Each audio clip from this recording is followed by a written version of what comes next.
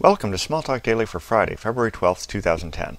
This morning I wanted to go through string APIs, and the interesting thing is when you get to class string, you'll find that most of the APIs you would expect to find aren't actually in class string.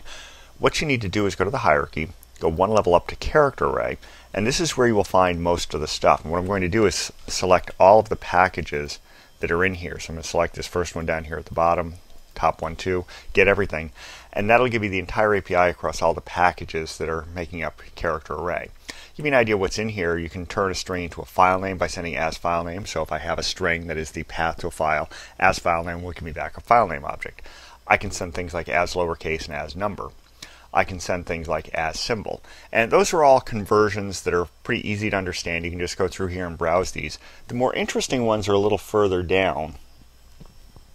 If you scroll down to the C's, because it's all in alphabetical order, you'll find things like change from to with, or chop to. So you can do some conversions on string objects and do character substitution, substring substitution, chopping strings down to size. And what I'm going to do is move this out of the way and show you these over here. And again, to find these, go into class character array. So let's go into a workspace. I'm going to create a string object, CenCom Systems Incorporated, because it has a lot of vowels in it and it's fairly long. And then I'm going to send chop to. What this does is here. Let's do a printf.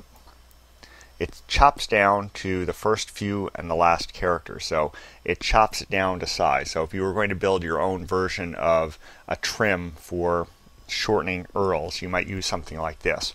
Contract to 5. Now up here, I'll go up to that method here. Shorten by an ellipsis if it's too long. So that'll shorten it down with a dot, dot, dot kind of thing. So we'll do this. First character, last character, dot, dot, dot, D. You know, you've got all that. Drop vowels at this, starting backwards from 5. So again, I'll go down here in the browser. You can't see what I'm doing, but I'll go over here. Drop the last N vowels. So this will start from the back. It's kind of an interesting API. It doesn't work exactly the way you might expect it to. You might expect drop vowels with no argument, but it does the last N. So let's do that and see what happens. Drop the last 5. And we get CenCom Systems, and then Incorporated is chopped with all the vowels removed. Now find string does exactly what you'd expect. Find the string com starting at 1. It'll give you the position in the string of that there. So it'll give me back 4 because 4 characters in I have com. So that's what you would use if you were building an editor or something that was going to do string scanning. You might use this API here. Copy without. Now this is something that a lot of people make a mistake with. Do this, print it. Notice that it didn't work. And that's because copy without doesn't copy without a character string. It copies without a character. So if I want to copy this without the character C, I'm going to get CenCom Systems Incorporated. Whereas if I want to do a copy replace of a substring, that's where I use copy replace all with, and I do this, and you'll see that instead of CenCom, I'm going to get CenFoo out of this because I replaced com with foo.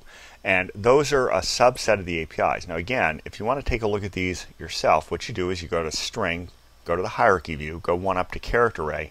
This is where most of the stuff is. Although if you go up here to sequenceable collection, this is where you're going to get all the stuff that is inherited from collection itself. So you get all these all but first, all but last, any as array, all of these kinds of things.